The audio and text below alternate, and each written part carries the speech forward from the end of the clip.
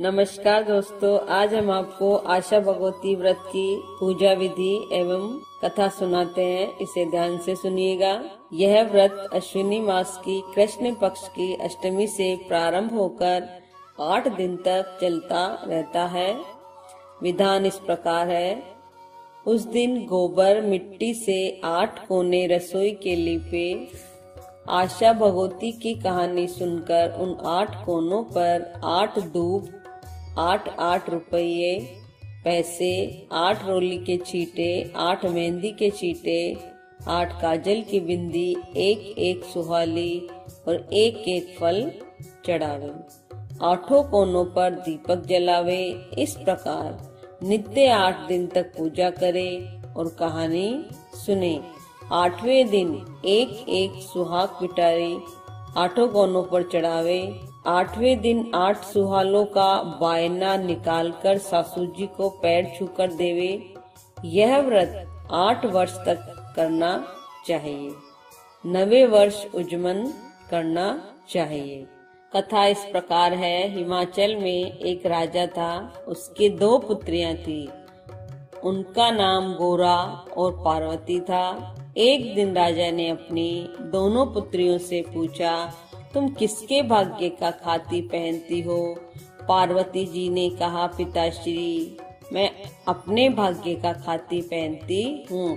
परंतु गोरा ने कहा, मैं आपके भाग्य का खाती पहनती हूँ। यह सुनकर राजा ने गोरा का विवाह एक राज परिवार के युवक से कर दिया तथा पार्वती का विवाह एक रास्ते में भिखारी रूप धारण किए शिवजी के साथ कर दिया।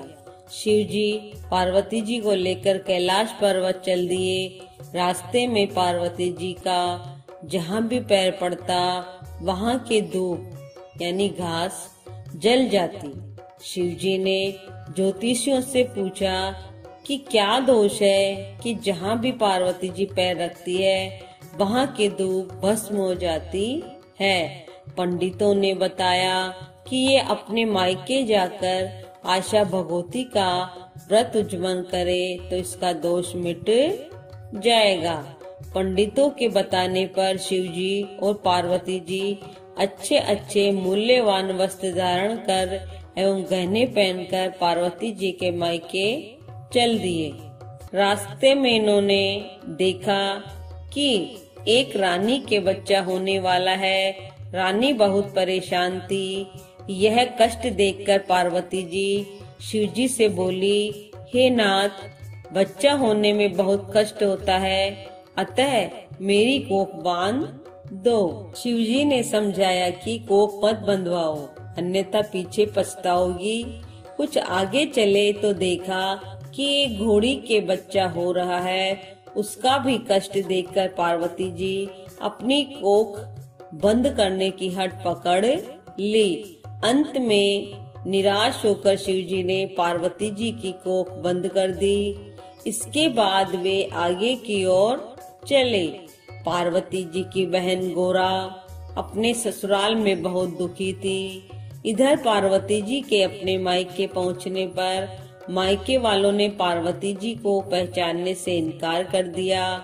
जब पार्वती जी ने अपना नाम बताया तो राजा रानी बहुत खुश हुए। राजा को अपनी कही हुई पुरानी बात याद आ गई।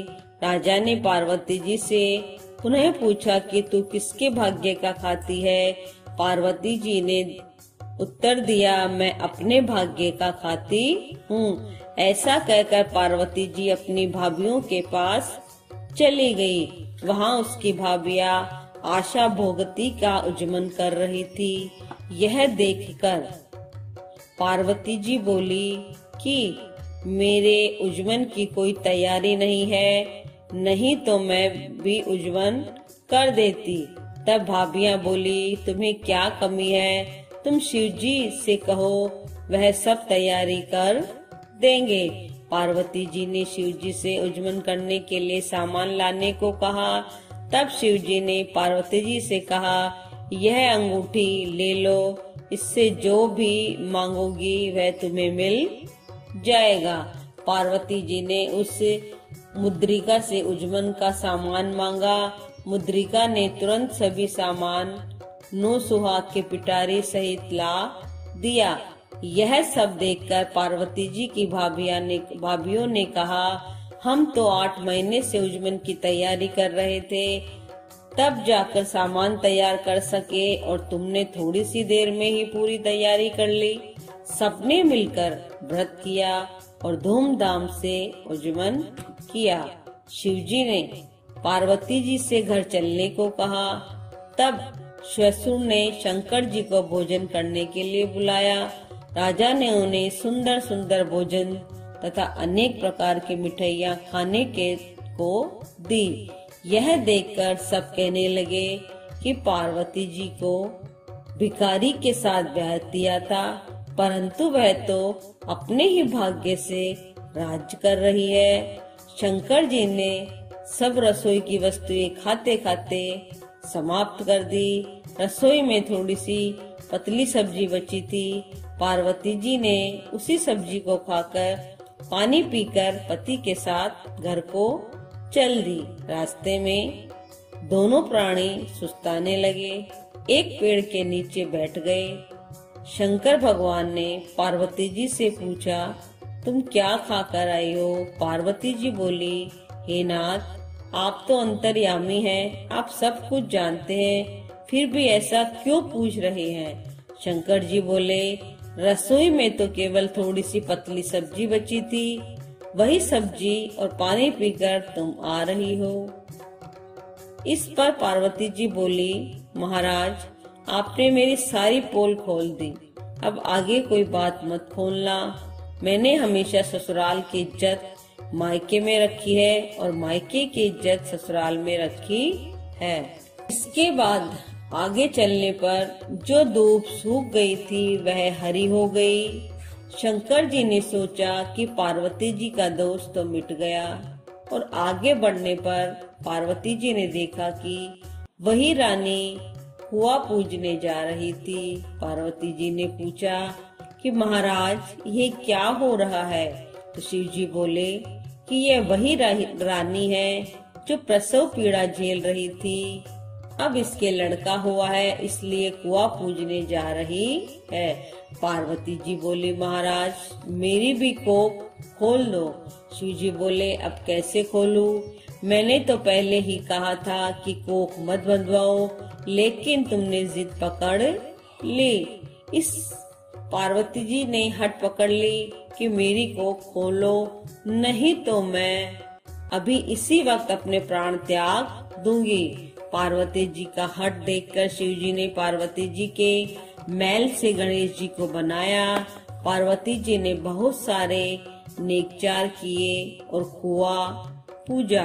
पार्वती जी कहने लगी कि मैं तो सुहाग बांटूंगी, तो सब जगह शोर मच गया कि पार्वती जी सुहाग बांट रही है, जिसको लेना है ले लो। साधारण मनुष्य तो दौड़ दौड़ कर सुहाग ले गए, परंतु उच्च कुल की स्त्रियों को पहुंचने में देर हो गई। उन स्त्रियों को भी पार्वती जी ने थोड़ा थोड़ा सुहाग दे दिया। इस प्रकार किसी को भी पार्वती जी ने निराश नहीं लौटाया।